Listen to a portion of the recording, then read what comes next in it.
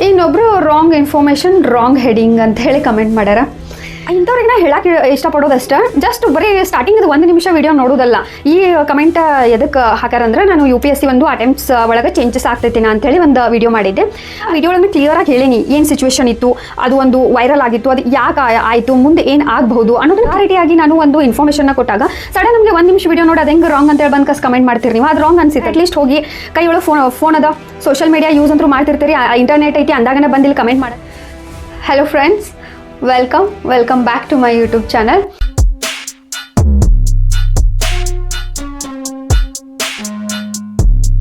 So ಭಾಳ ದಿನದಿಂದ video ಮಾಡಿರಲಿಲ್ಲ, ಹೀಗಾಗಿ ಆಲ್ಮೋಸ್ಟ್ ಭಾಳ ಕಮೆಂಟ್ಗಳಿಗೆ ಆನ್ಸರ್ನ ಮಾಡಿರಲಿಲ್ಲ.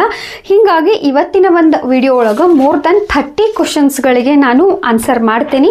ಸೊ ನಿಮ್ಮ ಎಲ್ಲ ಡೌಟ್ಸ್ಗಳು ಈ ಒಂದು ವಿಡಿಯೋ ಒಳಗೆ ಡೆಫಿನೆಟ್ಲಿ ಕ್ಲಿಯರ್ ಆಗ್ತವೆ. ಇವೊಂದು ನಿಮ್ಮ ಕ್ವಶನ್ ಇಲ್ಲ ಅಂದರೂ ಕೂಡ ಭಾಳ ವೆರೈಟೀಸ್ ಆಫ್ ಕ್ವಶನ್ಸ್ನ ಕೇಳ್ಯಾರು. ಇದು ನಿಮ್ಮ UPSC ಪ್ರಿಪ್ರೇಷನ್ ಆಗಿರ್ಬೋದು, ಬೇರೆ ಬೇರೆ ಕರಿಯರ್ ಒಳಗೆ ಆಗಿರ್ಬೋದು, ಎಲ್ಲ ಕಡೆ ಹೆಲ್ಪ್ ಆಗ್ತದೆ.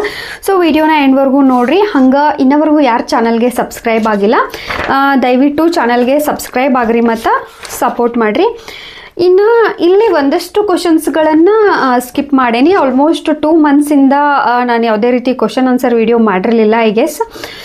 ಸೊ ಇಲ್ಲಿ ಯಾವ್ಯಾವ ಕ್ವಶನ್ಸ್ಗಳನ್ನು ನಾನು ಸ್ಕಿಪ್ ಮಾಡೇನಿ ಅಂತಂದ್ರೆ, ಒಂದು ಆಲ್ರೆಡಿ ಆ ಕಂಟೆಂಟ್ ಮೇಲೆ ನಾನು 2-3 ವಿಡಿಯೋಸ್ ಮಾಡಿರ್ತೇನೆ ಅಂಥದ್ದು. ಆ್ಯಂಡ್ ಒಂದಷ್ಟು ಕಮೆಂಟ್ಗಳಿಗೆ ಯಾವಾಗಲೂ ನಾವು ಫ್ರೀದ ಟೈಮ್ ಒಳಗೆ ಸಡನ್ ಕಮೆಂಟ್ ಏನು ಬಂದಾಗ ನೋಡಿದಾಗ ಅಲ್ಲೇ ಒಂದಷ್ಟು ಕ್ವಶನ್ಸ್ಗೆ ಆನ್ಸರ್ ಮಾಡಿರ್ತೇನೆ. ಅಂಥ ಕ್ವಶನ್ನ ಸ್ಕಿಪ್ ಮಾಡೇನಿ. ಅದರ್ವೈಸ್ ರಿಮೈನಿಂಗ್ ಏನು ಕ್ವಶನ್ಸ್ ಅದಾವಲ್ಲ ಅದನ್ನೆಲ್ಲ ತೊಗೊಂಡೇನಿ. ಆದರೂ ಏನಾರ ನಿಮ್ಮ ಯಾರ ಕ್ವಶನ್ಸ್ಗಳು ಇಲ್ಲಿ ಮಿಸ್ ಮಾಡಿದ್ನಿ ಅಂತಂದ್ರೆ ದಯವಿಟ್ಟು ಮತ್ತೊಂದು ಸಲ ಕಮೆಂಟ್ ಮಾಡಿರಿ. ಕನ್ನಡದಲ್ಲಿ IASಗೆ ಸಜೆಷನ್ ಕೊಡ್ರಿ ಒಂದು ಕಮೆಂಟ್ ಅದ. ಎಸ್, ಕನ್ನಡ ಮಾಧ್ಯಮದೊಳಗೆ ಪ್ರಿಪೇರ್ ಆಗೋರಿಗೆ ಇನಿಷಿಯಲ್ ಟೈಮ್ ಒಳಗೆ ಕಷ್ಟ ಆಗ್ತದೆ. ಸೊ ಇಲ್ಲಿ suggestion in the sense Kannada ಒಳಗೆ ನಾ ಪ್ರಿಪೇರ್ ಆಗತ್ತೀನಿ ಅನ್ನೋ ಕಾರಣಕ್ಕೆ ನೀವು ಇಂಗ್ಲೀಷ್ನ ಇಗ್ನೋರ್ ಮಾಡಬೇಡ್ರಿ. ಇದು ಮೇನ್ ಇಂಪಾರ್ಟೆಂಟ್ ಸಜೆಷನ್ ನನ್ನ ಕಡೆಯಿಂದ. ಯಾಕಂತಂದ್ರೆ ನಿಮ್ಮ ಒಂದು ಕ್ವಶನ್ ಪೇಪರ್ ಪ್ರಿಲಿಮ್ಸೇ ಇರಲಿ, ಮೇನ್ಸ್ ಇರಲಿ, ಇವೆಲ್ಲ ಕ್ವಶನ್ಸ್ ಏನಿರ್ತಾವಲ್ಲ ನಿಮಗೆ ಇಂಗ್ಲೀಷ್ ಮೀಡಿಯಮ್ ಒಳಗೆ ಮತ್ತು ಹಿಂದಿ ಒಳಗೆ ಅಷ್ಟೇ ಕ್ವಶನ್ ಪೇಪರ್ ಪ್ರಿಂಟೆಡ್ ಇರ್ತದೆ. ಓಕೆ, ಸಮ್ವೇರ್ ನಿಮ್ದು ಹಿಂದಿ ಬೆಸ್ಟ್ ಐತಿ ಅನ್ಕೊಳ್ಳೋಣ. ಈಗ ಬಾರ್ಡರ್ ಏರಿಯಾ ಆಗಿರ್ಬೋದು, ಇಲ್ಲಿ ಇದ್ದಂಥ ವಿದ್ಯಾರ್ಥಿಗಳಿಗೆ ಒಂದಷ್ಟು ಮಹಾರಾಷ್ಟ್ರ ಬಾರ್ಡರ್ ಆಗಿರ್ಬೋದು, ಈ ಥರ ಇದ್ದಲ್ಲಿ ಅಥವಾ ಒಂದಷ್ಟು ಜನದ ಹಿಂದಿ ಫ್ಲೂಯೆಂಟ್ ಇರ್ತದ, ಮಸ್ತ್ ಇರ್ತೈತನ ಅಂತ ಅನ್ಕೊಳ್ರಿ. ಅಂಥವ್ರಿಗೆ ಓಕೆ ಕ್ವಶನ್ಸ್ನ ಅರ್ಥ ಮಾಡ್ಕೊಳ್ಳಿಕ್ಕೆ ಹೆಲ್ಪ್ ಆಗ್ತದೆ. ಬಟ್ ಸಮ್ಹೌ ಹಿಂದಿ ಇದ್ರೂ ಒಂದಷ್ಟು ವರ್ಡು ಗ್ರಾಂಥಿಕ ವರ್ಡ್ಸ್ ಬಂದಿರ್ತಾವೆ, ಅಲ್ಲಿ ನಿಮಗೆ ಅರ್ಥ ಮಾಡ್ಕೊಳ್ಳಿಕ್ಕೆ ಸ್ವಲ್ಪ ಕಷ್ಟ ಆಗ್ತದೆ. ಸೊ ಹೀಗಾಗಿ ನೀವು ಕ್ವಶನ್ಸ್ನ ಅರ್ಥ ಮಾಡ್ಕೊಳ್ಳುವಷ್ಟಾದರೂ ನಿಮ್ಮದೊಂದು ಬೇಸಿಕ್ ಇಂಗ್ಲೀಷ್ ಇಂಪ್ರೂವ್ ಇರಬೇಕು. ಸೊ ಕನ್ನಡದೊಳಗೆ ಬರಿತೇನೆ ಅನ್ನೋ ಒಂದು ಗದ್ದಲೊಳಗೆ ಇಂಗ್ಲೀಷ್ನ ಇಗ್ನೋರ್ ಮಾಡಬೇಡ್ರಿ. ಹಾಗಂತ ಪೂರಾ ಫ್ಲೂಯೆಂಟ್ ಇಂಗ್ಲೀಷ್ ಅವಶ್ಯಕತೆ ಇಲ್ಲ, ಜಸ್ಟ್ ಒಂದು ಬೇಸಿಕ್ ಇಂಗ್ಲೀಷ್ನ ಫೋಕಸ್ ಮಾಡಿರಿ. ಇನ್ನು ಒಂದು ಸ್ಟ್ಯಾಂಡರ್ಡ್ ಪುಸ್ತಕಗಳ ಪಟ್ಟಿ, ಒಂದಷ್ಟು ಬೆಸ್ಟ್ ಪುಸ್ತಕಗಳು ಬೇಕೀಗ ನೀವು ಕನ್ನಡ ಮಾಧ್ಯಮದೊಳಗೆ ಪ್ರಿಪೇರ್ ಆಗತ್ತೀರಿ ಅಂದಾಗ ಕೆಲವು ರಿಸೋರ್ಸಸ್ ನಿಮಗೆ ಸಿಗಂಗಿಲ್ಲ. ಸೊ ಸಿಗದೇ ಇರೋ ರಿಸೋರ್ಸಸ್ನ ನೀವು ಟ್ರಾನ್ಸ್ಲೇಟ್ ಮಾಡ್ಕೋತಿರೋ ಅಥವಾ ಯಾರ ಸೀನಿಯರ್ಸ್ ಇದ್ದಾರೋ ನಿಮಗೆ ನೋಟ್ಸ್ ಕೊಡಲಿಕ್ಕೆ, ಅಥವಾ ಎಲ್ಲಿಂದ ನೀವು ನೋಟ್ಸ್ನ ಅರೇಂಜ್ ಮಾಡ್ಕೋಬೇಕಾಗ್ತದೆ. ಸೊ ಫಸ್ಟ್ ಥಿಂಗ್, ನಿಮ್ಮ ಕಡೆ ಏನು ಒಂದು ಸಿಲೆಬಸ್ ಕಾಪಿ ಐತಲ್ಲ ಅದರ ಅಕಾರ್ಡಿಂಗ್ ಟು ಪ್ರತಿಯೊಂದು ನೋಟ್ಸು ಪುಸ್ತಕಗಳು ಇರಬೇಕು. ಫಸ್ಟ್ ಪಾಯಿಂಟ್, ಕ್ವಶನ್ ಪೇಪರ್ ಅರ್ಥ ಆಗಬೇಕು. Second point, third point, hard work. Otherwise ಬೇರೆ ಎಕ್ಸ್ಟ್ರಾ ಸಜೆಷನ್ನದ ಅವಶ್ಯಕತೆ ಇಲ್ಲ ಅನ್ಕೋತೀನಿ. ಆ್ಯಂಡ್ ಆಲ್ರೆಡಿ ಕನ್ನಡದೊಳಗೆ IASಗೆ ಯಾವ ಥರ ಪ್ರಿಪ್ರೇಷನ್ ಮಾಡ್ಬೇಕಂತ ಹೇಳಿ ಒಂದು ಡೆಡಿಕೇಟೆಡ್ ವಿಡಿಯೋ ಅದ, ಚೆಕ್ ಮಾಡ್ಕೊಳ್ರಿ. ಇನ್ನು ನೆಕ್ಸ್ಟ್ IPS ಸಂಬಂಧಿಸಿದಂತೆ ವಿಡಿಯೋ ಮಾಡಿ. ಎಸ್, IPS ರಿಲೇಟೆಡು ಒಂದಷ್ಟು ವಿಡಿಯೋ ಮಾಡೇನಿ. ಎಸ್, ಅಪ್ಕಮಿಂಗ್ ಇನ್ನೂ ಒಂದಷ್ಟು ವಿಡಿಯೋಸ್ನ IPS ಮೇಲೆ ಮಾಡ್ತೇನೆ. SSC ಆ್ಯಂಡ್ ರೈಲ್ವೆ ಎಕ್ಸಾಮ್ಸ್ ಬಗ್ಗೆ ಮಾಹಿತಿ ಕೊಡಿ ಅಂತದ. SSC ಮತ್ತು ರೈಲ್ವೆ ಮೇಲೆ ಒಂದೆರಡು ವಿಡಿಯೋ ಮಾಡಿದ್ದೆ, ಅಷ್ಟೇನು ಒಳ್ಳೆ ರೆಸ್ಪಾನ್ಸ್ ಸಿಗಲಿಲ್ಲ. ಹೀಗಾಗಿ ವಿಡಿಯೋನ ಮಾಡಿರಲಿಲ್ಲ. ನೆಕ್ಸ್ಟ್ ಟ್ರೈ ಮಾಡ್ತೀನಿ. ಆ್ಯಕ್ಚುಲಿ ಇವತ್ತು ಮಾರ್ನಿಂಗ್ ಎದ್ದ ತಕ್ಷಣ ಫೋನ್ ಒಳಗನ ಕನ್ಫ್ಯೂಷನ್ ಆಗ್ತದೆ ಅಂತ ಹೇಳಿ 1 ಅವರ್ ಟೈಮ್ ಹಾಕಿ ಈ ಒಂದಷ್ಟು ಕ್ವಶನ್ಸ್ನ ಬರ್ಕೊಂಡು ಒಂದು ಲಿಸ್ಟ್ ಮಾಡ್ಕೊಂಡೇನಿ. ಇನ್ನು ವರ್ಕ್ ಮಾಡ್ತಾ UPSCಗೆ ವರ್ಕ್ ಮಾಡ್ತಾ ಸ್ಟಡಿ ಮಾಡ್ಲಿಕ್ಕತ್ತೇನಿ. ಸೊ ಒಂದಷ್ಟು ಟಿಪ್ಸ್ನ ಕೊಡಿ, ಟೈಮ್ ಕಡಿಮೆ ಸಿಗ್ತದ ಅಂಥೇಳಿ ಒಂದು ಕಮೆಂಟ್ ಅದ, question. Yes, UPSC syllabus vast ಆಗಿರೋದ್ರಿಂದ ವರ್ಕ್ ಜೊತೆ ಒಂದು ಬ್ಯಾಲೆನ್ಸ್ ಮಾಡೋದೇನೈತಲ್ಲ ಡಿಫಿಕಲ್ಟ್ ಅದ. ಬಟ್ ಇಂಪಾಸಿಬಲ್ ಇಲ್ಲ, ಯಾಕಂದ್ರೆ ಬಹಳಷ್ಟು ಜನ ಮಾಡಿ ತೋರಿಸಿದಾರೆ. ಇವನ್ ಗೌರ್ಮೆಂಟ್ ಜಾಬ್ ಜೊತೆ IAS ಕ್ಲಿಯರ್ ಮಾಡ್ಯಾರು, ಪ್ರೈವೇಟ್ ಜೊತೆ ಮಾಡ್ಯಾರ. ಸೊ ಹೀಗಾಗಿ ಇದು ಇಂಪಾಸಿಬಲ್ ಇಲ್ಲ, ಡೆಫಿನೆಟ್ಲಿ ಪಾಸಿಬಲ್ ಅದ. ಇನ್ನು ಸಮಯದ ಮ್ಯಾನೇಜ್ಮೆಂಟ್ನ ಯಾವ ಥರ ಮಾಡಬೇಕು, ಸ್ಟ್ರೆಸ್ ಆಗತೈತಿ ಮೇನ್ ಥಿಂಗ್ ಅಂದ್ರೆ 2-3 ಕಮೆಂಟ್ ಅದಾವೆ ಈ ಒಂದು ಟಾಪಿಕ್ ಮೇಲೆ. ವರ್ಕ್ ಜೊತೆ ಒಂದು ಸ್ಟಡಿ ಮಾಡ್ಲಿಕ್ಕೆ UPSCಗೆ ಒಬ್ರು ಕೇಳ್ಯಾರ ಸ್ಟ್ರೆಸ್ ಆಗತ್ತದ, ಇನ್ನೊಬ್ರು ಸಮಯ ಸಾಲತ್ತಿಲ್ಲ ಅಂತ ಕೇಳ್ಯಾರ, ಇನ್ನೊಬ್ರು ನನಗೆ ಫೋಕಸ್ ಆಗವಲ್ತು, ಕಾನ್ಸಂಟ್ರೇಷನ್ ಆಗವಲ್ತು, ಎರಡೂ ಬ್ಯಾಲೆನ್ಸ್ ಮಾಡಲಿಕ್ಕೆ ಅಂತ 3 ಕ್ವಶನ್ಸ್ಗೆ ಇಲ್ಲಿ ಒಂದು ಆನ್ಸರ್ನ ಮಾಡ್ತೀನಿ. ಏನಂದ್ರೆ ಫಸ್ಟ್ ಪಾಯಿಂಟ್, ನೀವು ಥಿಂಗ್ಸ್ನ ಮೆಸ್ಸಿ ಮಾಡ್ಕೊಳ್ಳಿಕ್ಕೆ ಹೋಗ್ಬೇಡ್ರಿ. ಅಂದ್ರೆ ಲೈಕ್ ಎಲ್ಲಾನು ಇದನ್ನೂ ಓದಬೇಕು ಇದಲ್ಲ, ಒಂದು ಡಿಸಿಪ್ಲಿನ್ ವೇ ಇರ್ಬೇಕು ನಿಮ್ಮ ಕಡೆ ಓದಲಿಕ್ಕೆ. ಸೊ ಆ ಡಿಸಿಪ್ಲಿನ್ ವೇನ ನೀವು ಕಂಡುಕೋಬೇಕಂದಾಗ ಒಂದು ಒಳ್ಳೆ ಟೈಮ್ ಟೇಬಲ್ಲು, ಎಷ್ಟು ಸಬ್ಜೆಕ್ಟ್ ಅದಾವು, ಯಾವ ಥರನ 1 by 1 ಓದ್ತೇನೋ ಅಥವಾ ಪರ್ ಡೇನ 10 ಪೇಜ್ ಓದ್ತೇನೋ, ಪ್ರತಿಯೊಬ್ಬರ ಸ್ಟ್ರಾಟಜಿ ಇನ್ನೊಬ್ಬರಿಗೆ ವರ್ಕ್ ಆಗಂಗಿಲ್ಲ. ಸೊ ಸಿನ್ಸ್ ಸ್ಕೂಲ್ ಕಾಲೇಜ್ ನೀವು ಯಾವ ಒಂದು ಪದ್ಧತಿನ ನೀವು ರೂಢಿ ಮಾಡ್ಕೊಂಡಿರ್ತೀರಿ, ನಿಮ್ಮ ಓದು ಸ್ಟೈಲ್ ಏನದ, ಕೆಲವರು ಒಂದು ಸಬ್ಜೆಕ್ಟ್ನ ಒಂದಿನ ಓದ್ತಾರೆ, ಇನ್ನು ಕೆಲವ್ರಿಗೆ ಒಂದೇ ಸಬ್ಜೆಕ್ಟ್ ಓದೋಕ್ಕಾಗಂಗಿಲ್ಲ, ತಾಸಿಗೆ ಒಂದೊಂದು ಚೇಂಜ್ ಮಾಡ್ತಾರೆ. ಸೊ ನೀವು ಯಾವ ಕ್ಯಾಟಗರಿಗೆ ಬರ್ತೀರಿ ಅದನ್ನು ಯೋಚನೆ ಮಾಡ್ಕೊಂಡು ಒಂದು ಡಿಸಿಪ್ಲಿನ್ ಒಳಗೆ ಬರ್ರಿ ಹಿಂಗೆ.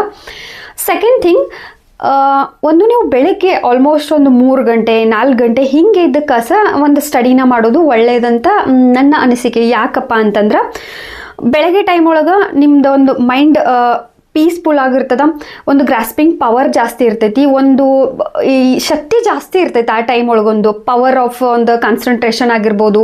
ಆ್ಯಂಡ್ ರಾತ್ರಿ ಎಲ್ಲ ಒಂದು ಒಳ್ಳೆ ನಿದ್ದೆ ಮಾಡಿದ ನಂತರ ಸ್ಟ್ರೆಸ್ ಇರಂಗಿಲ್ಲ. ಸೊ ಒಂದು ಮನಸ್ಸು ಖುಷಿಯಾಗಿರೋ ಟೈಮ್ ಒಳಗೆ ನೀವು ಸ್ಟಡಿ ಮಾಡ್ಕೊಂಡ್ರೆ ಅವತ್ತಿನ ಟಾರ್ಗೆಟ್ನ ಫಿನಿಶ್ ಮಾಡ್ಕೊಂಡ್ರೆ ಒಳ್ಳೆಯದು. ಅರೌಂಡ್ ಒಂದು 3ರಿಂದ 4 ತಾಸು, ಸಮ್ಟೈಮ್ 5 ತಾಸಿಗೂ ನೀವು ಬರಬೇಕಾಗ್ತದೆ. ಯಾವಾಗ ನೀವು ಪ್ರಿಲಿಮ್ಸ್ದ ಪರೀಕ್ಷೆ 1 ತಿಂಗಳು ಇರ್ತೈತಲ್ಲ ಆ ಟೈಮ್ ಒಳಗೆಲ್ಲ 5 ಅವರು 6 ಅವರು ಅಟ್ಲೀಸ್ಟ್ ನೀವು ಬೆಳಗ್ಗೆನ ಕೊಡಬೇಕು. ಎಸ್, ಈ ಜರ್ನಿ ಟಫ್ ಇರೋದ್ರಿಂದ ಇದು ನೀವೇನು ಲೈಫ್ ಟೈಮನ್ನು ನಿಮ್ಮ ಒಂದು ಸ್ಲೀಪಿಂಗ್ ಪ್ಯಾಟರ್ನ ಚೇಂಜ್ ಮಾಡ್ಕೋಬೇಕಂತೇನಿಲ್ಲ. 1 ವರ್ಷ 2 ವರ್ಷ ನೀವು ಹಾರ್ಡ್ ವರ್ಕ್ ಮಾಡಿದ್ರೆ ಇನಫ್ ಇರ್ತದೆ. ಹೀಗಾಗಿ ಬೆಳಗ್ಗೆ ಮುಗಿಸ್ಕೊಳ್ರಿ, ಅದಾದ ತಕ್ಷಣ ಜಾಬಿಗೆ ಹೋಗ್ತೀರಿ, ಪೂರಾ ದಿನ ನಿಮ್ಮದು ಕೆಲಸದೊಳಗೆ ಹೋಗ್ತದೆ. ಆ್ಯಂಡ್ ಒನ್ ಮೋರ್ ಥಿಂಗ್, ಎಂಥದ ಕೆಲಸ ಆಯ್ತು ಅಂದ್ರೂ ಪೂರಾ ದಿನ ಕಂಟಿನ್ಯೂಸ್ ಕೆಲಸನ ಮಾಡ್ತಿರಂಗಿಲ್ಲ. ಓಕೆ, ಫಿಸಿಕಲ್ ಟಾಸ್ಕ್ ಬಗ್ಗೆ ಹೇಳೋದಾದ್ರೆ ಜಾಸ್ತಿ ಇರ್ತದ. ಬಟ್ ಇವಾಗ ಒಂದು ಪೇಪರ್ ಪೆನ್ ವರ್ಕ್ ಆಗಿರ್ಬೋದು, ಕಂಪ್ಯೂಟರ್ ವರ್ಕ್ ಆಗಿರ್ಬೋದು, ಇಂಥದ್ದೆಲ್ಲಲ್ಲಿ ನಿಮಗೆ ಅಟ್ಲೀಸ್ಟ್ ಲಂಚ್ ಅವರು, ಟೀ ಬ್ರೇಕ್ಸು, ಅಥವಾ ನೀವು ಟ್ರಾವೆಲ್ ಮಾಡುವಾಗ ಏನಾರ ಮೆಟ್ರೋ ಬಸ್ಸು ಆಟೋ ಒಳಗೆ ಹೋಗ್ತಿರ್ತೀವಿ, ಏನೋ 1 ಅವರ್ ನಿಮಗೆ ಸಿಗ್ತದ, 1 ಅವರ್ 2 ಅವರ್. ಆ ಟೈಮ್ ಒಳಗೆ ನೀವು ನಿಮ್ಮ ಫ್ರೆಂಡ್ ಜೊತೆ ಎಲ್ಲ ಟೈಮ್ನ ಹಾಳು ಮಾಡೋದ್ಲೆ ಕರೆಂಟ್ ಅಫೇರ್ಸ್ನ ಮುಗಿಸ್ಕೊಳ್ಳೋದು ಒಳ್ಳೆ. ಅವತ್ತಿನ ದಿನದ ಒಂದು ಕರೆಂಟ್ ಅಫೇರ್ಸ್ನ ಡೇ ಒಳಗೆ ವರ್ಕಿಂಗ್ ಅವರ್ ಒಳಗೆ ನೀವು 1 ಅವರು 1.5 ತಾಸು ಕೊಟ್ಟರೆ ಇನಫ್ ಅದ. ಮುಗಿಸ್ಕೊಂಡ್ರಿ ಅಂದ್ರೆ ಬೆಳಗ್ಗೆ ಎಲ್ಲ ಓದ್ಕೊಂಡಿರ್ತೀರಿ, ಡೇ ಒಳಗೆ ಕರೆಂಟ್ ಅಫೇರ್ಸ್ ಆಗಿರ್ತದೆ.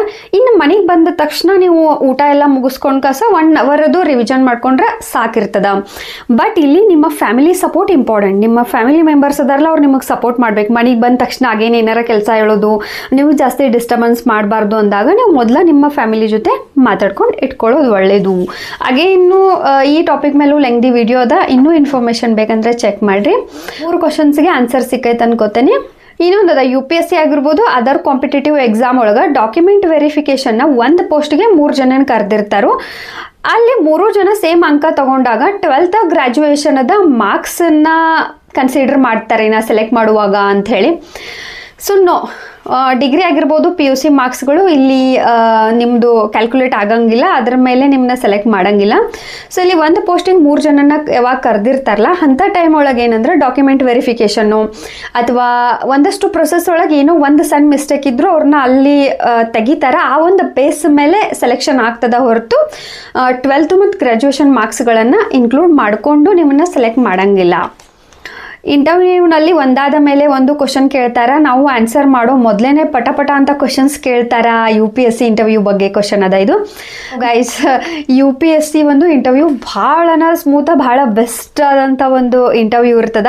ಸೊ ಇಲ್ಲೇ ಹೆಂಗಂತಂದ್ರೆ ನಿಮ್ಮನ್ನ ಅವರು ಕ್ವಶನ್ ಕೇಳ್ತಾರ, ನಿಮಗೆ ಸಡನ್ ಆಗಿ ಕ್ವಶನ್ ಗೊತ್ತಿಲ್ಲ ಅಂದಾಗ ನೀವು ಅವ್ರನ್ನ ಟೈಮಿಗೆ ಕೇಳ್ಕೋಬೋದು, can I take some time, ಅಥವಾ ನೀವು ಕನ್ನಡದೊಳಗೆ ಇಂಟರ್ವ್ಯೂ ಕೊಡತ್ತಿದ್ರಿ ಅಂದ್ರೆ ನಾ ಸ್ವಲ್ಪ ಸಮಯನ ತಗೋಬಹುದೇನಾ ಅಂತೇಳಿ ಕೇಳ್ಕೊಬೋದು.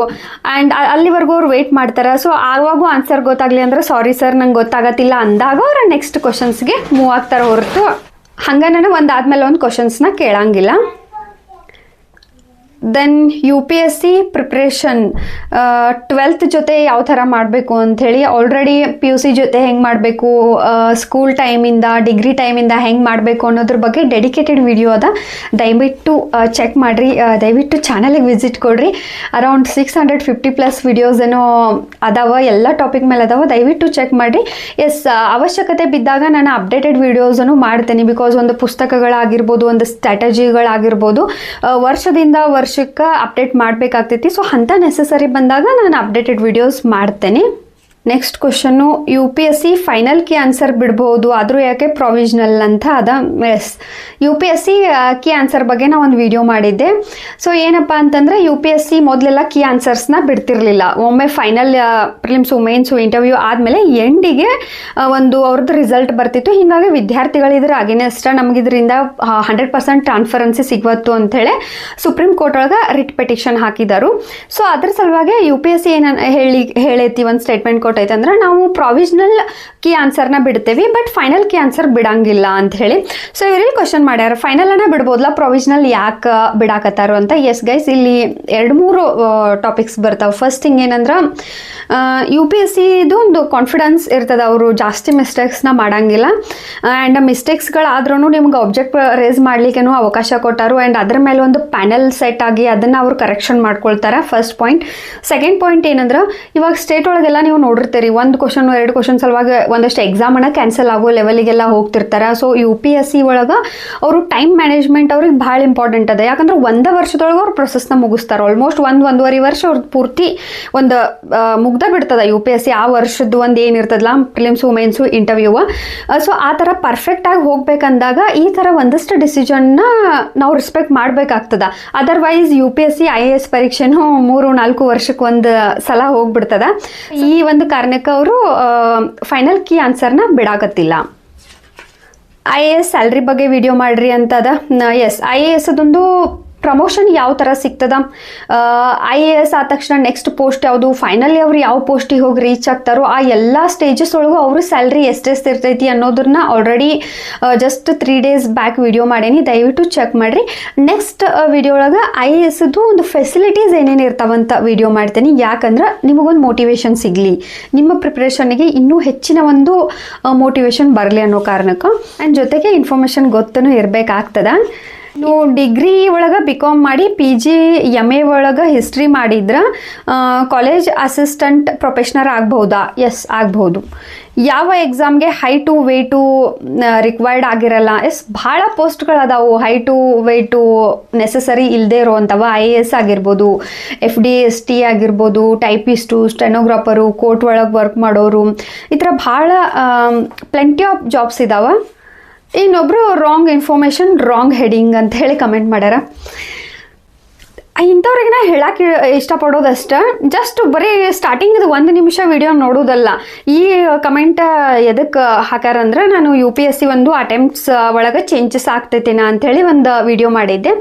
ಅಲ್ಲ, ವಿಡಿಯೋ ಒಳಗೆ ಕ್ಲಿಯರಾಗಿ ಹೇಳೀನಿ ಏನು ಸಿಚುವೇಶನ್ ಇತ್ತು, ಅದು ಒಂದು ವೈರಲ್ ಆಗಿತ್ತು, ಅದು ಯಾಕೆ ಆಯಿತು, ಮುಂದೆ ಏನು ಆಗಬಹುದು ಅನ್ನೋದನ್ನು ಕ್ಲಿಯಾರಿಟಿಯಾಗಿ ನಾನು ಒಂದು ಇನ್ಫಾರ್ಮೇಷನ್ನ ಕೊಟ್ಟಾಗ ಸಡನ್ ನಮಗೆ 1 ನಿಮಿಷ ವಿಡಿಯೋ ನೋಡಿ ಅದು ಹೆಂಗೆ ರಾಂಗ್ ಅಂತೇಳಿ ಬಂದು ಕಮೆಂಟ್ ಮಾಡ್ತೀರಿ ನೀವು. ಅದು ರಾಂಗ್ ಅನಿಸಿತ್ತಂದ್ರೆ ಅಟ್ಲೀಸ್ಟ್ ಹೋಗಿ ಕೈ ಒಳಗೆ ಫೋನ್ ಅದ, ಸೋಷಿಯಲ್ ಮೀಡಿಯಾ ಯೂಸ್ ಅಂತೂ ಮಾಡ್ತಿರ್ತೀರಿ, ಇಂಟರ್ನೆಟ್ ಐತಿ ಅಂದಾಗನೇ ಬಂದು ಇಲ್ಲಿ ಕಮೆಂಟ್ ಮಾಡತ್ತೀರಿ ಅಂದಮೇಲೆ ಯೂಟ್ಯೂಬ್ ಚಾನೆಲ್ ಒಳಗನ ಹೋಗಿ ಸರ್ಚ್ ಮಾಡಿರಿ, ಗೂಗಲ್ ಒಳಗೆ ಸರ್ಚ್ ಮಾಡಿರಿ, ಆಮೇಲೆ ಅದು ರಾಂಗ್ ಅಂದಾಗ ಬಂದು ಕಮೆಂಟ್ ಮಾಡಿರಿ. ನಾ ಎಕ್ಸೆಪ್ಟ್ ಮಾಡ್ತೇನೆ. ಎಸ್, ಮನುಷ್ಯರಿಂದ ತಪ್ಪು ಆಗೇ ಆಗ್ತಾವ.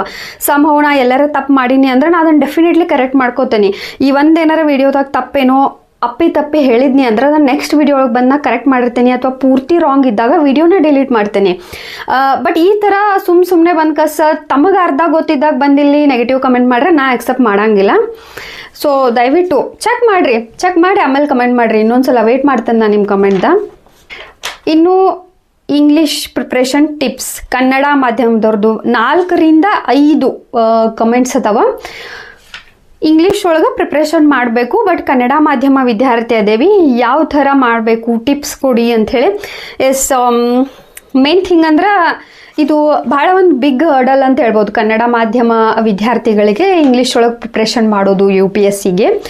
ಇದ್ರ ಬಗ್ಗೆ ನಾನು ಒಂದು ನೆಕ್ಸ್ಟ್ ಡೆಡಿಕೇಟೆಡ್ ವಿಡಿಯೋ ಮಾಡ್ತೇನೆ. ಆ್ಯಂಡ್ ತೀರಾ ಇವಾಗಲೇ ಆನ್ಸರ್ ಬೇಕು ಅನ್ನೋರಿಗೆ ಆಲ್ರೆಡಿನೂ ಒಂದು ವಿಡಿಯೋ ಅಪ್ಲೋಡೆಡ್ ಅದ ನನ್ನ ಚಾನಲ್ ಒಳಗೆ, ದಯವಿಟ್ಟು ಚೆಕ್ ಮಾಡಿರಿ. ಇನ್ನು ಲೈವ್ಗೆ ಬನ್ನಿ ಅಂತದ. ಎಸ್, ಬರೋದ ಪ್ಲ್ಯಾನ್ ನಂದು ಐತಿ. ಬಟ್ ಸ್ವಲ್ಪ ನನಗೂ ಒಂದು ಆಸೆ ಅದ, ಏನಂದರೆ ಅಟ್ಲೀಸ್ಟ್ ನನ್ನ ಒಂದು ಚಾನಲ್ಲು 50,000 ಸಬ್ಸ್ಕ್ರೈಬರ್ಸ್ನ ಹೊಂದಲಿ, ಅವಾಗ ಆ ಒಂದು ಖುಷಿ ಒಳಗೆ ಲೈವ್ ಬರಬೇಕನ್ನೋ ಒಂದು ಆಸೆ ಅದ. ಸೊ ಡೆಫಿನೆಟ್ಲಿ ಬರ್ತೀನಿ, ಆ ಟೈಮು ಆದಷ್ಟು ಬೇಗ ಬರ್ತದ ಅನ್ನೋ ಕಾನ್ಫಿಡೆನ್ಸ್ ಅದು ನಂಗದ. ಸೊ ಎಲ್ಲ ನಿಮ್ಮ ಸಪೋರ್ಟ್ ಭಾಳ ಇಂಪಾರ್ಟೆಂಟ್ ಅದ. ಪ್ರಿಲಿಮ್ಸ್ ಬುಕ್ಸ್, ಎಸ್, ನಾ ಅದ್ರ ಮೇಲೆ ವರ್ಕ್ ಮಾಡ್ಲಿಕ್ಕತ್ತೀನಿ. 2026 ಸಲುವಾಗಿ ಆದಷ್ಟು ಬೇಗ ಅಪ್ಡೇಟೆಡ್ ಪ್ರಿಲಿಮ್ಸ್ ಪುಸ್ತಕಗಳ ಪಟ್ಟಿನ ಕನ್ನಡ ಮತ್ತು ಇಂಗ್ಲೀಷ್ ಎರಡೂ ಒಂದು ಲ್ಯಾಂಗ್ವೇಜ್ದ ಬುಕ್ ಲಿಸ್ಟ್ನ ಶೇರ್ ಮಾಡ್ತೇನೆ. ಇನ್ನು ನಾನೊಂದು ಆರ್ಟ್ ಆಫ್ ಲಿವಿಂಗ್ ಬೆಂಗಳೂರೊಳಗೆ ಒಂದು ರೀಲ್ಸ್ ಹಾಕಿದ್ದೆ ವಿಡಿಯೋ, ಅದನ್ನು ನೋಡಿ ನಾನು ನಿಮ್ಮಲ್ಲಿ ನೋಡಿದೆ ಅನ್ನಿಸ್ತದ, ಇದು ಆರ್ಟ್ ಆಫ್ ಲಿವಿಂಗ್ ಏನಂತೇಳಿ ಕ್ವಶನ್ ಮಾರ್ಕ್ ಇತ್ತು. ಎಸ್, ಅದು ಆರ್ಟ್ ಆಫ್ ಲಿವಿಂಗ, ಮೇ ಬಿ ನೋಡಿರ್ಬೋದು. ಆ್ಯಂಡ್ ಥ್ಯಾಂಕ್ ಯು ರೆಕಗ್ನೈಸ್ ಮಾಡಿದ್ದಕ್ಕೆ. ಇನ್ನು ಅಡ್ಮಿಟ್ ಕಾರ್ಡು ಡಾಕ್ಯುಮೆಂಟ್ ವೆರಿಫಿಕೇಷನ್ಗೆ ಬೇಕಾಗ್ತೈತೆನಾ? ಎಸ್, ಬೇಕಾಗ್ತದ. ಸೊ ನೀವು ಡಾಕ್ಯುಮೆಂಟ್ ವೆರಿಫಿಕೇಷನ್ ಟೈಮ್ ಒಳಗೆ ಅಡ್ಮಿಟ್ ಕಾರ್ಡ್ನ ಇಟ್ಕೋಬೇಕಾಗ್ತದ. ಸೊ ಅರೌಂಡ್ 20 ಕ್ವಶನ್ಸ್ಗೆ ಆನ್ಸರ್ ಮಾಡಿದೆ. ಐ ಹೋಪ್ ನಿಮ್ಗೆ ಬೋರ್ ಆಗತ್ತಿಲ್ಲ ಅನ್ಕೋತೀನಿ. ಎಸ್, ವಿಡಿಯೋ ಲೆಂಗ್ದಿ ಆಗ್ತದೆ, ಬಿಕಾಸ್ ಬಿಡ್ತಾ ಹೋದರೆ ಏನಾಗ್ತದೆ ಅಂದ್ರೆ ಹಂಗೆ ಕ್ವಶನ್ಸ್ ಹಿಂದಿನ ಕ್ವಶನ್ಸ್ಗಳಿಗೆ ಆನ್ಸರ ಮಾಡೋಕ್ಕಾಗಂಗಿಲ್ಲ, ಹಾಗೆ ಮೇಲಿಂದ ಕ್ವಶನ್ಸಿಗೆ ಆನ್ಸರ್ ಮಾಡ್ಕೊತ ಹೋಗ್ತೀನಿ. ಹಿಂಗಾಗಿ ಇವತ್ತು ಟೈಮ್ ಹಾಕಿ ಸೊ ಎಲ್ಲ ಕ್ವಶನ್ಸ್ನ ನೋಟ್ ಮಾಡ್ಕೊಂಡೇನಿ. ಅಪ್ಲಿಕೇಶನ್ ಅಪ್ಲೈ ಮಾಡೋ ಟೈಮ್ ಒಳಗೆ ನಾನು PUC ಮಾರ್ಕ್ಸ್ನ ರಾಂಗ್ ಆಗಿ ಟೈಪ್ ಮಾಡೀನಿ ಅಂತದ. ಎಸ್, ಡಾಕ್ಯುಮೆಂಟ್ ವೆರಿಫಿಕೇಷನ್ ಬಗ್ಗೆ ಭಾಳ ಕ್ವಶನ್ಸ್ ಅದಾವೆ ನನ್ನ ಕಡೆ ಈ ಸಲ. ಏನೇನಂದ್ರೆ ಒಂದಷ್ಟು ಜನ ಕನ್ವೊಕೇಶನ್ ಸರ್ಟಿಫಿಕೇಟೇ ಇಲ್ಲ ನಡೀತದೇನಾ, ಸ್ಪೆಲ್ಲಿಂಗ್ ಎರರ್ ಐತಿ, ಡೇಟ್ ಎರರ್ ಐತಿ, ಸ್ಪೆಲ್ಲಿಂಗ್ ಹೆಸರೊಳಗಿನ ಸ್ಪೆಲ್ಲಿಂಗ್ ಎರರ್ ಅದ, ಈ ಥರ ಭಾಳ ಇಶ್ಯೂ ಅದಾವ. ಏನಂದ್ರೆ ಡಾಕ್ಯುಮೆಂಟ್ ವೆರಿಫಿಕೇಷನ್ ಒಳಗೆ ಇದೆಲ್ಲ ಮ್ಯಾಟರ್ ಆಗ್ತದ ಫಸ್ಟ್ ಥಿಂಗ್. ಬಟ್ ಇದಕ್ಕೆ ನೀವೇನು ಮಾಡ್ಬೇಕಂದ್ರೆ, ನೀವೇನಾರ ಆಲ್ರೆಡಿ ಈಗ ಕ್ಲಿಯರ್ ಮಾಡೇರಿ, ಜಸ್ಟ್ 1 ಮಂತ್ 2 ಮಂತ್ ಒಳಗೆ ಎಕ್ಸಾಮ್ ಐತಿ ಅಂದಾಗ ಒಂದು ಅಫಿಡವಿಟ್ ಮಾಡಿಸ್ರಿ. ಯಾಕೆ ಏನು ಮಿಸ್ಟೇಕ್ ಆಯಿತು ಅದಕ್ಕೊಂದು ಪ್ರೂಫ್ನ ಕೊಟ್ಟು ನೀವು ಅಡ್ವೊಕೇಟ್ ಹತ್ರ ಹೋದ್ರೆ ಸಾಕು, ವಕೀಲರ ಹತ್ರ. ಅವ್ರು ನಿಮ್ದು ಏನು ಪ್ರಾಬ್ಲಮ್ ಐತಲ್ಲ ಅದನ್ನು ನೋಡಿ ಒಂದು ಅಫಿಡವಿಟ್ನ ಮಾಡಿಕೊಡ್ತಾರೆ, ಅದಿದ್ರೂ ನಡೀತದ. ಇನ್ ಕೇಸ್ ನಿಮ್ಮ ಕಡೆ ಭಾಳಷ್ಟು ಟೈಮ್ ಅದ, 1 ಇಯರ್ 2 ಇಯರ್ ಅಂದಾಗ ನಿಮ್ದು ಎಲ್ಲಿ ಪ್ರಾಬ್ಲಮ್ ಆಗೈತಲ್ಲ ಆ ಒಂದು ಸರ್ಟಿಫಿಕೇಟ್ನ ನೀವು ಕರೆಕ್ಷನ್ನ ಮಾಡ್ಕೊಳ್ರಿ. ಸೊ ದಯವಿಟ್ಟು ರಿಸ್ಕ್ ತೊಗೊಳಕ್ಕೆ ಹೋಗ್ಬೇಡ್ರಿ, ಹಂಗೆ ನಾ ಹೋಗ್ತೇನೆ ಆಗ್ತದ ಇಲ್ಲ. 1:3 ಒಂದು ಡಾಕ್ಯುಮೆಂಟ್ ವೆರಿಫಿಕೇಷನ್ ಕನ್ಫರ್ಮ್ ಆಗಿರೋದು ಅದಕ್ಕೆ ಆಗಿರ್ತದ, ಅವರು ಬರೀ ತೆಗ್ಯಾಕ ನೋಡ್ತಿರ್ತಾರೆ. ಸೊ ಅದಕ್ಕೆ ಅವಕಾಶ ಮಾಡ್ಕೊಡಕ್ಕೆ ಹೋಗ್ಬೇಡ್ರಿ. ಇನ್ನು ಅಗೇನ್ ಡಾಕ್ಯುಮೆಂಟ್ ವೆರಿಫಿಕೇಷನ್ ಬಗ್ಗೆ ಕ್ವಶನ್ ಏನಂದ್ರೆ 2016 ಒಳಗೆ ಮಾಡಿದ ಸರ್ಟಿಫಿಕೇಟ್ ಅದ, 2020 ಒಳಗೆ ಅದನ್ನು ಪ್ರತಿಯೊಂದಕ್ಕೂ ಒಂದೊಂದು ಡ್ಯೂ ಡೇಟ್ ಇರ್ತದ, ಎಂಡ್ ಒಂದು ಡೇಟ್ ಇರ್ತಾವ, ಅದನ್ನು ಚೆಕ್ ಮಾಡ್ಕೊಂಡು ಕಸ ಆಗಾಗ ಡಾಕ್ಯುಮೆಂಟ್ಸ್ನ ಅಪ್ಡೇಟ್ ಮಾಡ್ಕೊತೀರಿ. ಕ್ಯಾಸ್ಟ್ ಸರ್ಟಿಫಿಕೇಟ್ ಆಗಿರ್ಬೋದು, ಇನ್ಕಮ್ ಸರ್ಟಿಫಿಕೇಟ್ ಆಗಿರ್ಬೋದು, ಇದನ್ನೆಲ್ಲನೂ. ಇನ್ನು ಅಡ್ಮಿಟ್ ಕಾರ್ಡ್ ಹೆಂಗೆ ಡೌನ್ಲೋಡ್ ಮಾಡೋದು UPSC ಇದ ಅಂತ ಕೇಳ್ಯಾರ. ನಾನು ಹೊಸದಾಗಿ ಫಸ್ಟ್ ಟೈಮ್ ಅಪ್ಲೈ ಮಾಡತ್ತೀನಿ ಅಂಥೇಳಿ. ಡೋಂಟ್ ವರಿ, ಸದ್ಯಕ್ಕೆ UPSC ಎಕ್ಸಾಮ್ ಇಲ್ಲ, ಬಟ್ ಹಂಗಂತ ತಿಳ್ಕೊಳ್ಳೋದು ತಪ್ಪಂತ ನಾ ಹೇಳಲಿಕ್ಕತ್ತಿಲ್ಲ. UPSC ಒಂದು ಲಿಂಕನ್ನು ಶೇರ್ ಮಾಡ್ತದೆ, ಅದರದ್ದೊಂದು ಡ್ಯಾಶ್ಬೋರ್ಡ್ ಒಳಗೆ ನಿಮಗೆ ಅವಕಾಶ ಕೊಡ್ತದೆ ನೀವು UPSC ಒಂದು ಅಡ್ಮಿಟ್ ಕಾರ್ಡ್ನ ಹೆಂಗೆ ಡೌನ್ಲೋಡ್ ಮಾಡೋದು ಅಂತ. ಆ್ಯಂಡ್ ನನ್ನ ಟೆಲಿಗ್ರಾಮ್ ಚಾನಲ್ ಒಳಗೆ UPSC ಅಡ್ಮಿಟ್ ಕಾರ್ಡ್ ರಿಲೀಸ್ ಆದ ತಕ್ಷಣ ನಾ ಆ ಲಿಂಕನ್ನು ಶೇರ್ ಮಾಡಿರ್ತೀನಿ. ನೀವು ಅಲ್ಲಿ ಕ್ಲಿಕ್ ಮಾಡಿದ್ರೆ ಸಾಕು, ನೀವು UPSC ಡ್ಯಾಶ್ಬೋರ್ಡಿಗೆ ಹೋಗಿರ್ತೀರಿ, ಅಲ್ಲಿಂದ ನೀವು ಡೌನ್ಲೋಡ್ ಮಾಡ್ಕೋಬಹುದು. ಇಲ್ಲ ಲಿಂಕ್ ಇಲ್ಲ ಅಂದ್ರೂ ಜಸ್ಟ್ UPSC ಒಂದು ವೆಬ್ಸೈಟಿಗೆ ನೀವು ಹೋದ್ರೆ ಸಾಕು, ಅಲ್ಲಿ ಅಡ್ಮಿಟ್ ಕಾರ್ಡ್ ಮೇಲೆ ಕ್ಲಿಕ್ ಮಾಡಿದ್ರೆ ನಿಮ್ಗೆ ಡೌನ್ಲೋಡ್ ಪೇಜ್ ಆಪ್ಷನ್ ಸಿಗ್ತದ. ಈಗ ಡಿಗ್ರಿ ಬ್ಯಾಕ್ಲಾಗ್ ಇರ್ತಾರಲ್ಲ ಅವ್ರ ಬಗ್ಗೆ ಅವ್ರದ್ದೊಂದು ಕ್ವಶನ್ ಅದ. ಸೊ ನಂದು ಸಬ್ಜೆಕ್ಟ್ ಬ್ಯಾಕ್ ಅದ, ಜನವರಿ ಒಳಗೆ ಪರೀಕ್ಷೆ ನಡೆದು ಮಾರ್ಚ್ ಏಪ್ರಿಲ್ ಒಳಗೆ ಆ ಒಂದು ಸಬ್ಜೆಕ್ಟದ ರಿಸಲ್ಟ್ ಬರ್ತದೆ. ಬಟ್ ಫೆಬ್ರವರಿ ಒಳಗೆ UPSCದು ಒಂದು ನೋಟಿಫಿಕೇಶನ್ ಬರ್ತೈತಿ, ನಾನು ಅಪ್ಲೈ ಮಾಡಲಿಕ್ಕೆ ಎಲಿಜಿಬಲ್ ಅದೇನೇನು ಅಂಥೇಳಿ. ಆ್ಯಕ್ಚುಲಿ UPSCಯ ಒಂದು ಮೇನ್ ಮಾನದಂಡನ ಡಿಗ್ರಿ ಕಂಪ್ಲೀಟ್ ಆಗಿರಬೇಕು, ಅದು ಭಾಳ ಇಂಪಾರ್ಟೆಂಟ್ ಅದ. ಬಟ್ ಸ್ಟಿಲ್ ನೀವು ಚಾನ್ಸ್ ತೊಗೋಬೋದು, ಅಪ್ಲಿಕೇಶನ್ನ ಫಿಲ್ ಮಾಡಿ ಒಂದು ಪರೀಕ್ಷೆನ ಬರಿಬೋದು, ನೀವು ಪ್ರಿಲಿಮ್ಸ್ನ ಬರಿಬೋದು. ಬಟ್ ಮೇನ್ಸ್ದ ಡ್ಯಾಫ್ ಏನು ಫಿಲ್ ಮಾಡ್ತೀರಾ ಅಷ್ಟರೊಳಗಾಗಿ ನಿಮ್ಮ ಡಿಗ್ರಿ ಕಂಪ್ಲೀಟ್ ಆಗಿದ್ದು ಪೂರ್ತಿ ಸರ್ಟಿಫಿಕೇಟ್ಸ್ ನಿಮ್ಮ ಕಡೆ ಇರಬೇಕಾಗ್ತದ. ಇನ್ನು ನಾನು ಒಂದು SC ಕ್ಯಾಟಗರಿಗೆ ಬಿಲಾಂಗ್ಸ್ ಮಾಡ್ತೀನಿ. ಸೊ ನಾನು ಇನ್ಕಮ್ ಸರ್ಟಿಫಿಕೇಟ್ನ ಕ್ಯಾರಿ ಮಾಡಬೇಕೇನೋ ಡಾಕ್ಯುಮೆಂಟ್ ವೆರಿಫಿಕೇಷನ್ಗೆ ಅಂತ ಕೇಳ್ಯಾರೆ, ಎಸ್ ಮಾಡಲೇಬೇಕಾಗ್ತದೆ. ಸೊ ಇಷ್ಟು ಕ್ವಶನ್ಸ್ಗಳಿಗೆ ಆನ್ಸರ್ ಮಾಡಲಿಕ್ಕೆ ಟ್ರೈ ಮಾಡೇನಿ. ಐ ಹೋಪ್ ವಿಡಿಯೋ ಯೂಸ್ಫುಲ್ ಆಗೈತೆ ಅನ್ಕೋತೀನಿ. ನೆಕ್ಸ್ಟು ಇನ್ನೊಂದು ಇಂಪಾರ್ಟೆಂಟ್ ವಿಡಿಯೋ ಜೊತೆ ಸಿಗೋಣ. Thank you.